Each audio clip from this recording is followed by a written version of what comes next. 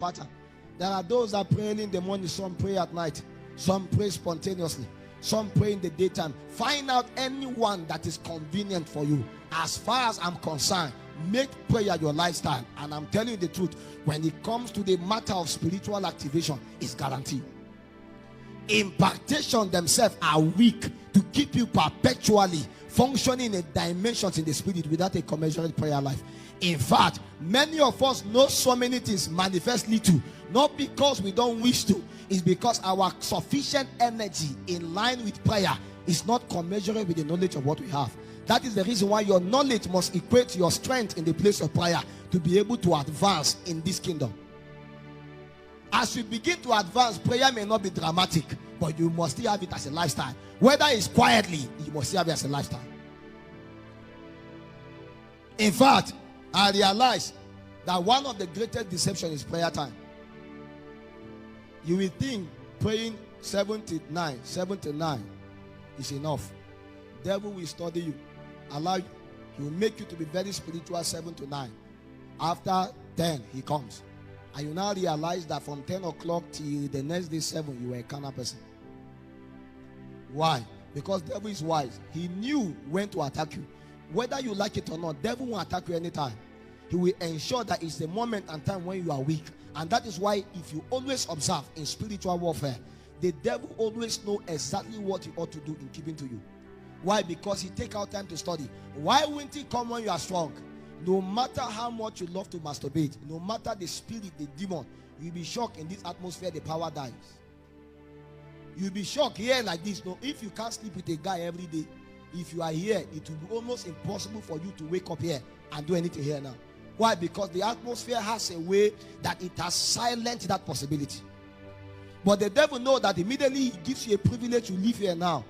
You go to an atmosphere where it begins to dominate you. Suddenly that thing is activated again. So it's not as if you cannot be free, but because there is a culture, an atmosphere that you have not made it a lifestyle, so the devil becomes strong in that atmosphere. And that is to let you understand, if you can still carry the same atmosphere that you know, that you subscribe to within the place of strength, and take it everywhere you go, you will be shocked that the devil will come yet again. You will have the capacity to be able to resist him. So the challenge there is that when you don't make this thing a lifestyle, it's going to be hard. And after a while, you yourself will come to a point where you are inhibited. So whether you like it or not, the matters of prayer is not what you should debate. It's not about debating it. No. Those that understand it, subscribe to it as much as possible. Beyond just your prayer time. Beyond just the time they pray in fellowship. Beyond just the time that you were given to lead a prayer.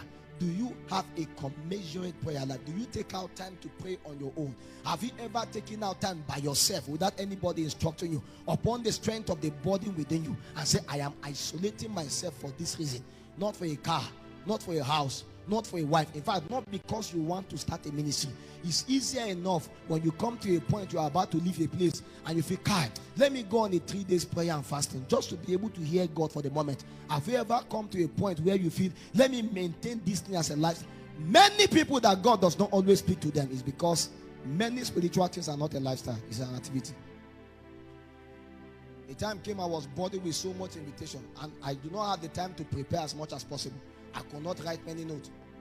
And one day I went there and I was crying. In fact, I told them I was not prepared. And I spoke and they were blessed. I was shocked. I came back again. It happened again. I said, I heard one man of God said, before you go to preach, you must do 2 days dry fasting or 2 days pray for 5 hours before you go. I said, what if the meetings are like, they are plenty like that? How will you do? There is another dimension. There's another realm beyond what is understanding. So him feel the activity was what made him spiritual. No, it wasn't it. There was a culture, a lifestyle that actually prosecute that energy. Check again. Anything that is so strong in your life is a habit, is a lifestyle. It's not what you do as an activity. If you are doing it as an activity, it doesn't have sufficient power to influence and control you. Until it becomes a lifestyle, something you can even do unconsciously. At that moment is when you can truly get the reality of it. So a while, the Lord now told me, say, Cephas, a prepared man is better than a prepared message. That I should always prepare myself, knowing fully well that one day I will find myself in a situation where I will have to be able to give spirit and life. So it's not just about what you study, not necessarily what you have been given in a Bible school. It's about your preparedness in the spirit and your ability to be able to hear God now and be able to give expression to the burden of God now is the thing. God is always speaking. God is always saying something. But if God is saying something, somebody must be willing to hear. If God is doing somebody must be willing to be able to see. But many more times we don't. We decide when to hear. We decide when to see.